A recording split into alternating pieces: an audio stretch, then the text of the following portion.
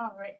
Good morning, everybody. Welcome to today's August 8th meeting, 2024. We are in person as well as virtually today at the Washington State Liquor and Cannabis Board at 9:30 a.m. Today's meeting is being recorded. Better manage our meeting. If you wish to provide public comment, please raise your hand to be recognized. Once recognized, please state your name. Written comments on today's agenda items should have been received by email or our website, but close of business yesterday, August 7th. Chat feature has been turned off. If you have technical difficulties, please email us at askus@wsgc.wa.gov. I'll go ahead and call the roll. Vice Chair Sizemore. Here. Commissioner Lawson. Here. Morning. And Commissioner Ibsen is here. Here. Senator Conway. Here. Senator Holy. Representative Klova. Representative Robertson. All right, so we have a quorum, so we'll go ahead and get started with the consent agenda, the July 11th Commission meeting minutes, new licenses, and the House Bank card rooms. Any comments from commissioners? Any public comment? Not seeing any. All right, we have a motion. I move to approve the consent agenda as presented by staff. Second. All right, so moved and seconded. All those in favor say aye. Aye. Aye. All right, motion passes. I saw your mouth moving. Next, we will have the director's report with Executive Director Griffin. Good morning, Chair, Commissioners. So just wanted to give you a few different updates. We have 100 FTEs, staffing update first. We have right now 100 FTEs, so we are just shy of the 114 that we are budgeted for. We also are seeking out contractors to help us in various areas outside of Polaris where we are experiencing a staff shortage, but yet a need. So right now, though, we have 14 positions posted on careers in our website in various different places. We have the legislative and rules manager, the agent in charge of the regulatory and enforcement unit, 2 forms and records analyst positions, an IT developer senior, a fiscal supervisor, and 7 special agent positions, 1 in licensing, 3 in regulation and enforcement, 8, 3 in forensics unit, which is new, and 1 in TGU. And the forensics unit, you'll hear more about that in the future, but for the most part, those are non-certified agent positions. So we think this will afford us an opportunity to seek more specialized expertise in accounting without having to have the additional training and experience requirements that certified law enforcement officers require. So lots of positions opening where if you're interested, careers.wa.gov, or you can also find it at the bottom of our webpage. So we are actively working those openings. We do expect a few more to be posted within the next few months. We have the records manager position, as well as we expect the deputy director, as I shared last month. We are in the midst of going through that request for qualifications and questions, I think, the RFQQ process to hire a recruiter, but we hope to have all of that contracting done and recruitment well underway very soon. And then also filling the legal manager sometime in fall. We'll open that up, fall or fall to late fall. So in regards to what our staff doing, just a little update. We are continuing to spend a significant amount of time on trying to determine the successful vendor for implementation and or product platform for our replacement of our legacy IT systems. And we have, we had 10 vendors present to us at the end of May. We called 4 back for further demonstrations, and then had some more specific questions and follow-up information that we asked of those. And with those 4 demonstrations, those were 4 hours each, so a huge staff time commitment. And we do have representation from across the agency because this will impact how staff does business, or how staff, does their work, and it will impact how licensees conduct their business with us. And we will be wrapping in external users in the future. But then in addition to that, just to make sure we're doing our due diligence, we did 19 reference checks. And so those were at least an hour a piece, just checking in with the vendors, the product, the platform, and how they were potentially as an implementer. So really trying to make sure that we are making the best decision moving forward. So we are hopeful that, we're hopeful that everything will continue to work through our timeline that we have. We would anticipate an 18 to 24 month process for implementation, data migration, et cetera. Once we have the contract signed, we're hopeful that we have a contract done and ready to go around the 1st of September. So we should be making those, we should be getting back with those vendors in the next day or so. So we also had our quality review by our quality assurance reviewers. So that was completed. They did the risk assessment. We posted findings, and we are continuing to respond to those risk assessments. And apologies, what I had hoped to do, but I forgot, was have a little snippet as to the OCIO website. And so we will, we'll put the link, we'll make that available in some capacity on our website, but anybody is free to go to the OCIO because this project is under OCIO oversight. People can watch the progress of this project on the OCIO website. And we did receive our investment approval from them as well. And so we are at the point of, they have indicated we are ready to go forward and start the procurement process. Lots of steps. So as soon as we have a contract signed and we get a little bit more into this, we will definitely be bringing you more up to speed in that.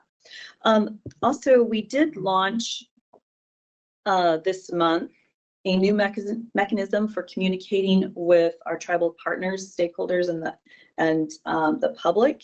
So we have a new product called Gov Delivery, and we are using this as our new email outreach system. And it is compliant with all of the government anti-spam rules and regulations. And it's widely used by other state agencies as well as the legislature. So this will provide us a more efficient mechanism to communicate with the public and other constituencies. And we are breaking our meeting subjects up. For example, we are going to use this as a way for people to indicate that they want to be on our list. Obviously, licensees are on our email list, but one thing we're doing is we're breaking up our meeting subjects, our commission meeting subjects, into smaller segments and putting them on YouTube channels. So this information has been mailed out in July for our July meeting. So just as an example, we sent out an email to 4,187 individuals, and we were able to track with stats. 98.5% of those emails were delivered, and 48% were opened, and 55.5% had a click-through rate. So it's very informative to make sure that, okay, just because we send the email out, is anyone really getting them? Is anyone really reading them? So this is really good data, and I'll share a little bit more with you. But Damon has been a huge help, as well as Troy, in implementing this product for us. So Any questions? That's all I have for you today. Thank you. Thank you. Next up, we have a presentation on the Special Olympics of Washington with Dan Frey, Special Agent Supervisor, Mary Doe, the Chief Operating Officer, and Mark Sinay, the Vice President of Finance. Are you all here? Yes, we're present. Thank you. Whoever wants to start can go ahead. Yeah, thank you, Chair Levy. Good morning. My name is Dan Fry. I'm a Special Agent Supervisor. I'm in the Regulation and Enforcement Unit for the Gambling Commission. And I'm here today to introduce Special Olympics Washington. They're requesting approval to operate their second enhanced raffle for 2024 as outlined in tab 2. If approved today, ticket sales will begin August 19th and the grand prize drawing will take place November 8th. And for this enhanced raffle, the grand prize winner will receive a choice between 3 different vehicles or $50,000 cash. And similar to prior enhanced raffles, there'll be other smaller prizes available as well as add-on drawings, including an early bird drawing. And that winner will receive the choice between a Ford Bronco Sport or $25,000 cash. And so with that, I'd like to introduce Chief Operating Officer Mary Doe and Chief Financial Officer and VP of Accounting and Administration, Mark Sinay, with Special Olympics. Thank you, Dan. Good morning, everyone. Again, this is Mary Doe, the Special Olympics Washington's Chief Operating Officer. Just really grateful for your continued support. We hope today that we would receive approval on our second fall raffle. As many of you guys know, and if you don't, the funds from the raffle support nearly 12,000 individuals with IDD, intellectual disabilities across our state. But there are 200,000 more on the sidelines in Washington state that we have not been able to reach. So we hope to continue to sustain our program and grow our program and reach every athlete that would like to participate in our program. And the raffles, as well as our other philanthropic work, allow us to do that. So we, again, thank you for your continued support and hope we can receive approval today. Thank you. Good morning. Just a real quick recap of the last few raffles we've had. I think everybody's seen in the news and probably seen statistically donations are down across the country. We as Special Olympics use about 49% of the raffle funding to fund our programs. Unfortunately, that piece is getting higher as other donations are drying up or not coming to fruition. So we're almost going to reach 52% now coming up, which represents the raffle donations for supporting our budget. For fall of 2023, we saw sales revenue go down 12%. This is again endemic of the problems that we're facing with all charities and small nonprofits, especially. Even though we had sales higher in tickets, we had lower return, and then our expenses are pretty static. So our return on that is also down 3%. So we sold $564,000 worth of tickets and netted $148,000 in profit. Following up on that, we just completed our house raffle for 2024. It's the same kind of story, and that revenue is down. We dropped 7% in revenue for the house raffle and came in at $3.6 million in total revenue. Expenses are 82% at $3 million. Those are kind of holding steady, but again, there's fixed costs that are associated with this. So the lower ticket sales, obviously, the higher the cost. Of $3.6 million in revenue, we netted $662,000 in profit. We, the winner for the grand prize chose to take a cash payout, which was $356,000. And let's see what else is interesting. Again, year over year, we're declining based on the participation. And now with this house raffle 2024, it's going to be about 54% for 2024 of our revenues due to decreases in other donation streams. Does anybody have any questions?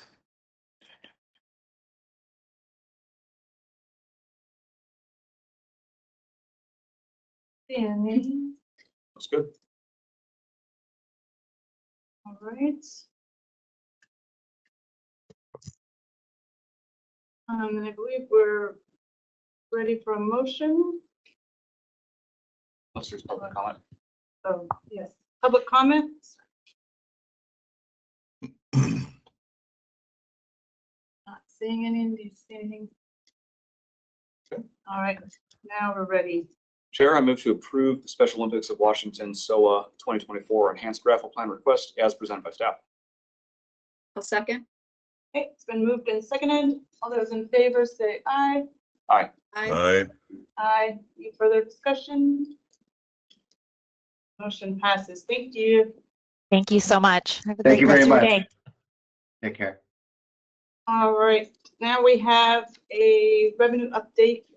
And, You're walking across the middle.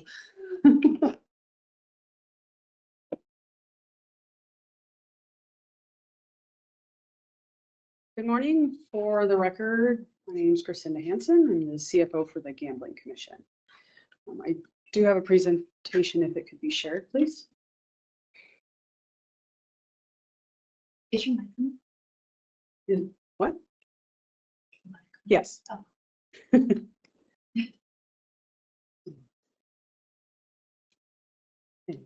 Thank you.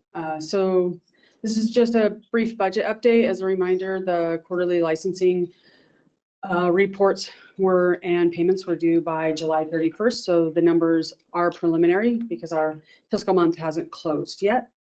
But could I get next slide, please?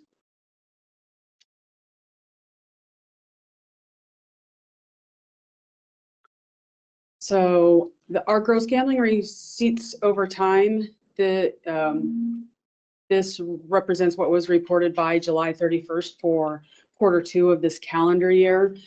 You can see that as indicated by licensees at the beginning of this year, Q1 is the best performing quarter of the calendar year. You can see from this bar chart, though, we are starting to see an annual cycle of gross gambling receipts as they rise and fall in the quarters. So our most recent quarter reported was $252 million.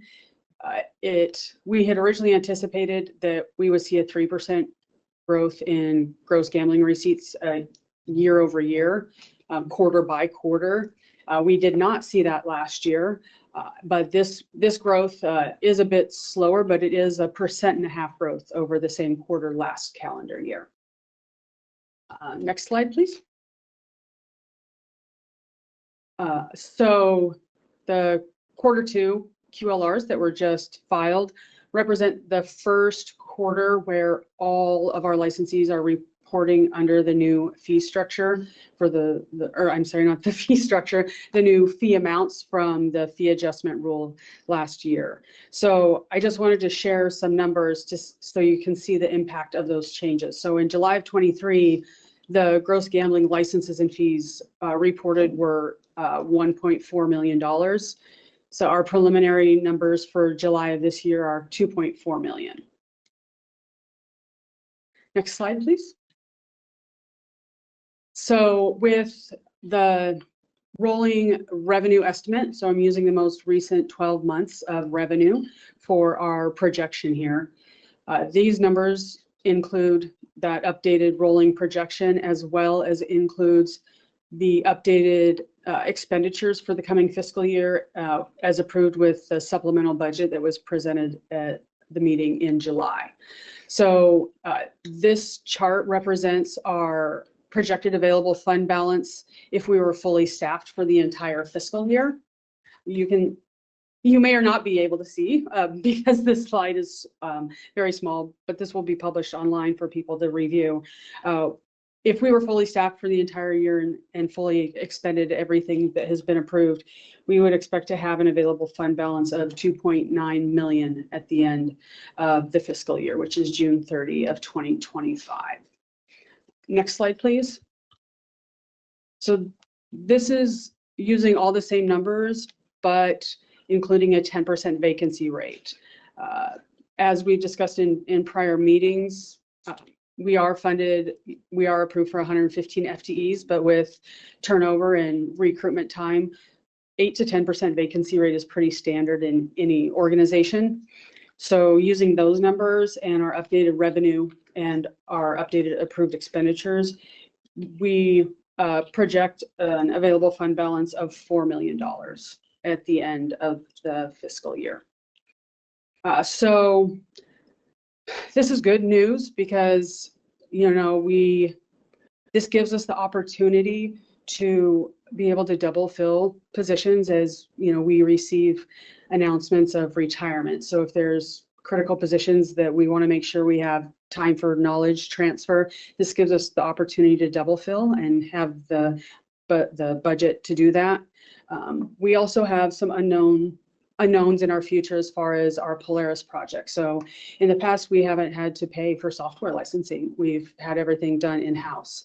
So we know that we will have ongoing costs. As we, you know, negotiate that contract, we'll find out more what that means. The other additional cost that has been identified that we haven't had to be concerned with in the past is with using an outside vendor in this software solution, any of the software solutions, there will be additional fees for external users to access the website. Because we're combining our software, our legacy system replacement with driving people online to do our business electronically, we can make some assumptions about what kind of external user traffic we will have, but we don't have a good estimate of that because we're just estimating based on number of licenses. You know, we know people have to file 4 times a year for their quarterly report. So we're making some educated guesses, but it is an unknown cost. So having this available fund balance to be able to account for those unexpected costs is very positive news for us. So, and then my last slide, if there's any questions. Thank you. Any of the commissioners have any questions? Yes.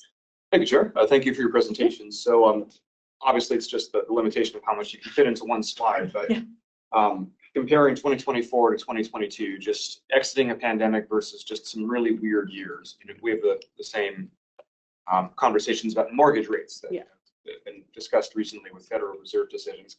2022 is not really a baseline year because there's just so many weird things happening. So to the best extent you can, how do these 2024 numbers compare to, say, 2019 numbers, which is kind of the last normal year that we had on record?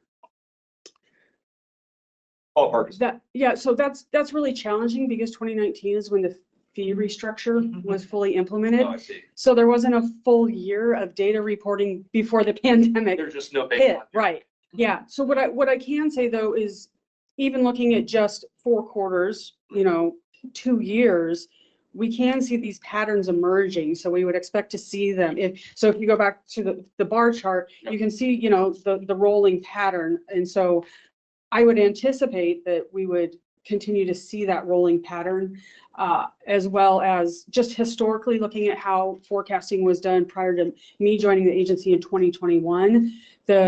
It was generally estimated a 3% year-over-year growth of gross gambling receipts reported. So there's historical data to indicate that that was the expected growth rate. When I originally submitted a budget last year at this time to be approved for the biennium, we actually, and the part of the fee restructure conversation, we assumed we would continue to see that 3% growth, and it didn't happen last year from 2022 to 23. So I think we're seeing those reemerging patterns, and it's data that I'm watching and tracking as each quarter goes on. So we'll be able to tell more as we move forward. And one last question on the revenue side. So in general, what do you predict as foreseeable revenue trends with just changes in the business as a whole, right? Because it's a reflection on that, like growing consolidation among partners, for instance. So that is a challenge we have right now because of, and that's you know, the rule that we have out there to align the organizational licensing dates, because analyzing the data in a way that's helpful is very challenging because even though we see numbers and we can look at the gross gambling receipts reported quarter after quarter and see those patterns, because the licensees expire at different times, they hit the cap at different times. So that's really challenging. That is data I look forward to being able to look at to help us with future revenue forecasts. The one thing I can say, obviously though, is because, we collect fees per licensee and each licensee does have a cap. As we see consolidation, even if that business grows, if it was 2 entities and now it's 1, that's detrimental or maybe a neutral impact to our revenue, depending on what those 2 individual entities were reporting versus now what 1 is. Sure. So it's not a always relationship. It would depend on the status of those individual entities prior to. But in general, if you had 2 paying individual fees and now they're 1, chances are, they're going to hit a cap and maybe not pay as much as they did before. But with more streamlined licensing timeframes, we're just going to have cleaner and cleaner data moving forward, it sounds like. Yeah, I think it's fair to say, and I'll defer to Director Griffin, I think it's fair to say we have a lot of changes happening that are going to impact how we do business and our efficiencies and everything else. So, yeah. Thank you. Yes, so we've learned a lot with this last, with the new fee structure. It did go into effect for our new commissioners. The new fee structure, the one that we had for 45 years, we switched over in July 1st of 2018. And so again, we used the rolling implementation mechanism. So everyone was in by June 30th of 2019, but again, they weren't fully in for a full year, right? They weren't expected to be fully rolled in until about April of 2020. Well, everything shut down in March. And so that's why we don't have a full set of information, just because of that unfortunate timing. Yeah. So. Thank you. Appreciate the clarification. Senator Conway had his hand. Senator Conway? You're on mute, Senator.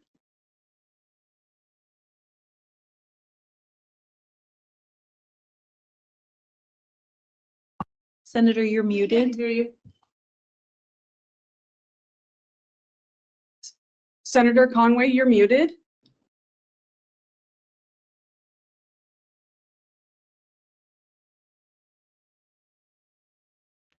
My question is on the financial report, since this issue of changes in our industry has been brought up, can we break the revenue side by sector here? I mean, it seems like we just heard about one nonprofit having seen a decline in their revenue. I'm just wondering if we can have a revenue breakdown by sector, and because that'll give us more ideas of what's going on in the gambling world. I can certainly provide more detail and follow up with that. Yes. Okay, very good. Thank you. Are there any other questions from commissioners? I have maybe, I don't know if it's a question, maybe more of a comment, but just to provide a little context of the time period of the fee simplification, fee restructure. We had at the very beginning of my time on the commission in mid 2014, had been faced with a very dire financial picture for the agency, which resulted in layoffs, some voluntary quits, and I believe a 6% across the board increase on fees for all of our license holders. So, the fee restructure was, in response to looking at, being able to evaluate whether 6% across the board or some percentage across the board was the right move or not. So I think Senator Conway brings up a very good point of being able to evaluate these various sectors or silos, individually. I think that it will be important for us to be able to look at the various buckets of activities and those fee payers to be able to best evaluate any future needs to modify the particular minimums or maximums or rates for the various fees. And then finally, I think, the presentation, I think, tells us that there's not a need to move modify the fee structure and fee rates at this point. So yeah, thanks for the presentation. I think it's going to be important to, be able to evaluate, sector by sector as we go forward. Thank you. Anything else? All right, thank you. Next, we have Adam Tamarine for rules on the fee increase. Yes, thank you, Chair. For the record, I am Adam Amaran, Interim Rules Coordinator and Legal Manager for the Gambling Commission. I'll keep this kind of brief. As Crescinda mentioned, we are in a much better position now with our budget outlook. I would like to say this has kind of been a learning experience for myself as well as the rest of staff with how this new fee structure impacts our budget. We'd like to thank the active participation from the general public, from our tribal partners, and of course our licensees. We received some great feedback throughout this entire process, and we certainly appreciate that. But as Commissioner Sizemore mentioned, at this time we do not believe there will be a need for modifying the fee structure or the fee rate. And so our recommendation is to withdraw our CR 101 for rulemaking on adjusting the fee rates. Okay. Is there any questions or comments from commissioners?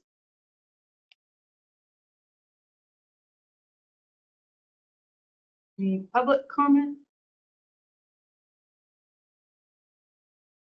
We need to make a motion to do that. Sure. Yeah, I would move that we withdraw the 101 and proposed rules for fee increases.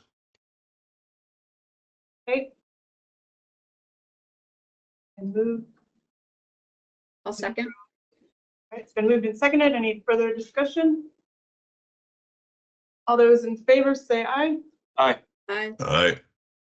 All right, we have withdrawn the rule for fee increase. Next up, we have the minimum cash on hand with Adam. Yes, this would be a rule change to WAC 230-15-050 and would also create two additional rules. For background, in November 2023, commissioners asked staff to work with stakeholders to determine if rulemaking could address stakeholder concerns regarding the minimum cash on hand requirements for house bank card rooms.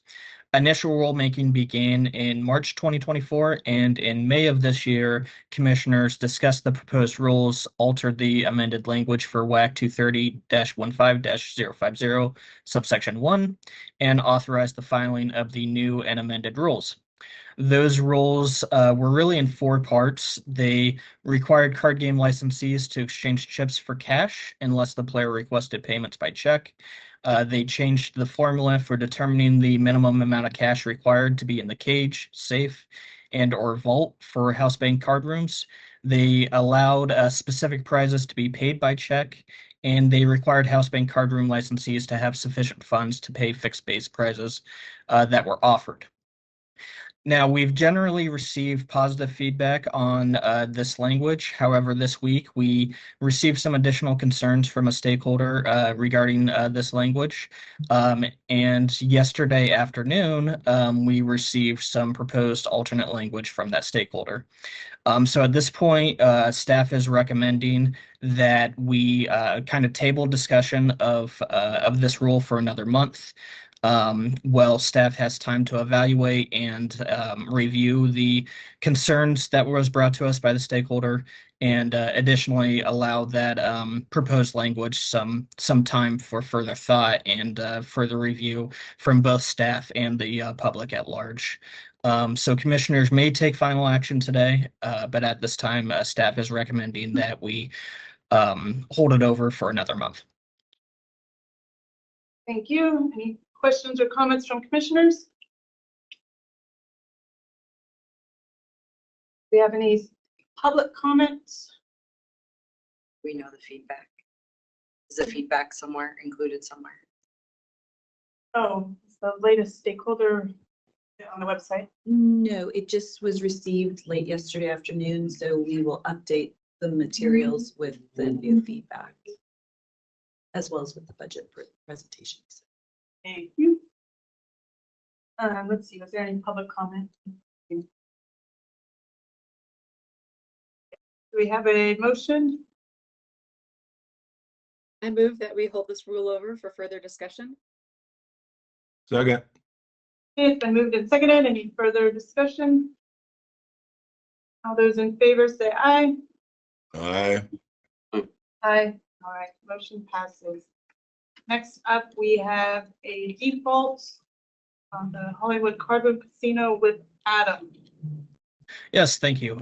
So the Gambling Commission issued licensee SK23 Investments LLC, who's doing business as Hollywood Card Room, a license authorizing social and public card room activity at their location in Shoreline, Washington. Now, this case started in July 2023 when a WSGC agent met with Hollywood Card Room majority owner Sean Weintraub and the accounting manager to go over their records. Those records showed that the June 2023 player-supported jackpot bank statement indicated an overdraft fee of $20, where a customer had cashed a check for a prize and the check was not honored by Hollywood's bank due to insufficient funds.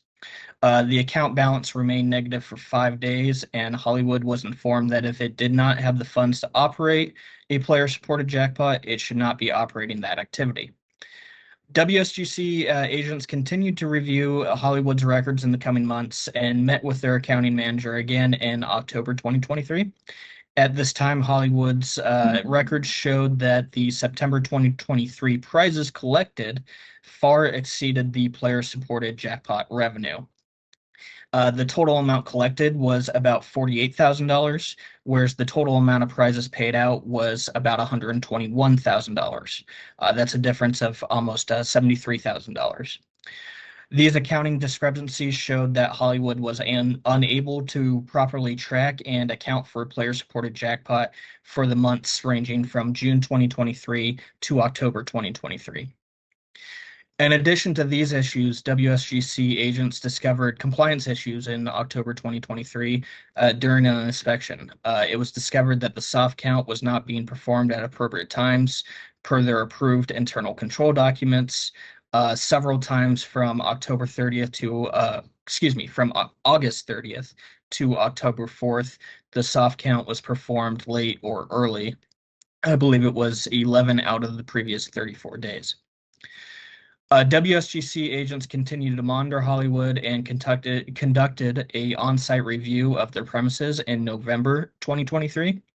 At this time, a review of Hollywood's financial documents showed that the owner had transferred $40,000 of his retirement funds into the operating account for Hollywood Card Room in May of 2023. Further review indicated that Hollywood received a loan of $75,000 from a group identified as ROC Financial, but that loan was in fact from Everest Business Funding, who's an unregulated merchant business that was funding the company. During that review, it was revealed that an individual named George Sarhanis attempted to recruit several potential investors and was successful in obtaining the lending deal from Everest Business Funding. He also secured an accountant to work on Hollywood's financial records. Sarhanis did not appear on any employee payroll records, nor was he listed among any contractors or 1099 employees. Further review of Hollywood's records showed several inaccuracies that were noted, including contributions not being entered into the general ledger, failure to keep an accounting system on a double entry system in accordance with generally accepted accounting principles, inaccurate reporting of transactions, and failures to report cash infusions correctly. These inaccuracies made it impossible for agents to determine what funds were infused into the business or when those funds were infused. Furthermore, the owner, Mr. Weintraub, repeatedly failed to disclose material facts and made several false or misleading statements during the investigation. including inaccurate or misleading statements as to the total debts Hollywood was incurring. Additionally, he made false or misleading statements regarding agreements with third parties and Hollywood's ability to repay those debts. Additionally, Hollywood was required to submit quarterly license reports and quarterly license fees during the duration of their license. However, they failed to do so in multiple quarters of 2023. On June 24th, 2024, Deputy Director Gary Drumheller, acting for Executive Director Tina Griffin, issued administrative charges alleging that Hollywood Card Room's actions had violated several aspects of the WAC and two RCWs that are listed in detail in the material in front of you. The charges were mailed by regular mail on June 25th to Hollywood Card Room's last known address on file. Pursuant to WAC 230-17-010, a response was required to be received by the Commission by July 19th. WSGC has not received a response as of July 23rd. You may take final action against Hollywood Card Room's gambling license. Combined, Hollywood Card Room's failure to follow rules regarding accounting, financing, and maintaining player-supported jackpots demonstrate that the licensee poses a threat to the effective regulation of gambling, as demonstrated through their prior activities. The Commission can take action against Hollywood Card Room's gambling license under case number 2023-01552, pursuant to RCW 9.46.075, RCW 34.05.440, and RCW 34.05.461. Staff recommends that the Commission sign the proposed final order and revoke Hollywood Card Room's gambling license. Thank you. Any questions for Adam? No? Is anyone from the Hollywood Card Room here today? No? Any public comments? None? Do we have a motion? Chair, I move to revoke Hollywood Card Room license number 65-07522 as presented by staff. I'll second. Okay, it's been moved and seconded. Any further discussion?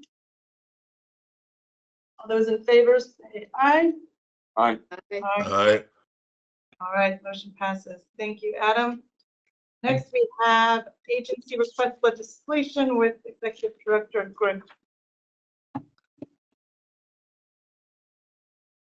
Commissioners ex officio. So staff continues to explore agency request legislation for the 2025 legislative session, specifically to amend the Public Records Act, seeking an exemption for proprietary financial and security information submitted or obtained by the Gambling Commission from public disclosure. So on July 25th, staff sent out 706 emails with an attached with a letter and some of the draft language that was sent out to our tribal partners, our licensees, and other public members, stakeholders, seeking comment on that draft legislation and this proposal as we can continue to explore whether or not to pursue this. Comments are asked to be submitted by August 13th so that we can continue to make that assessment.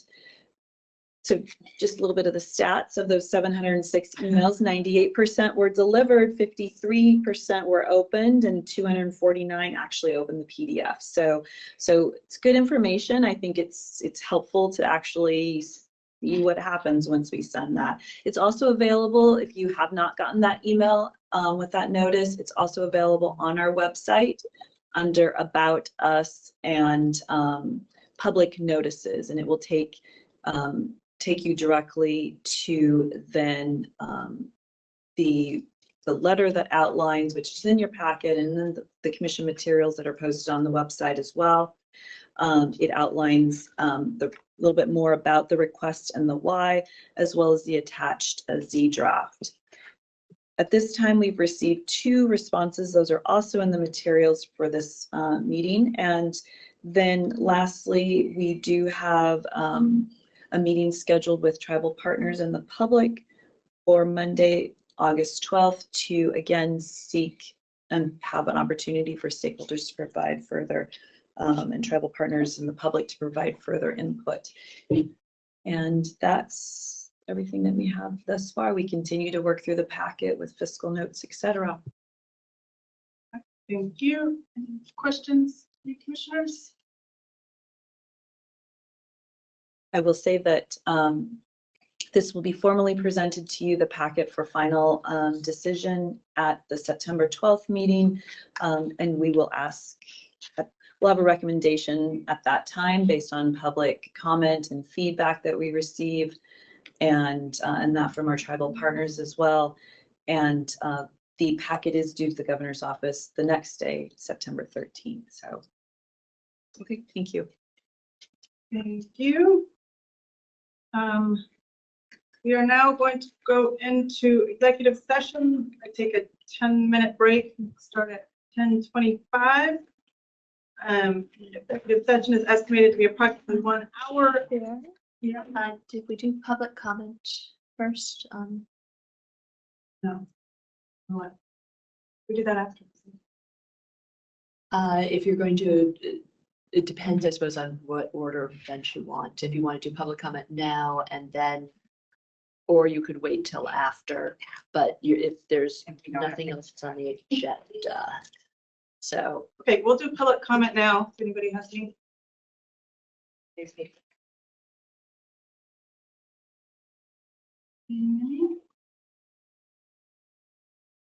All right, so executive session will start at 10:30, approximately an hour. We'll come back to adjourn only. Thank you.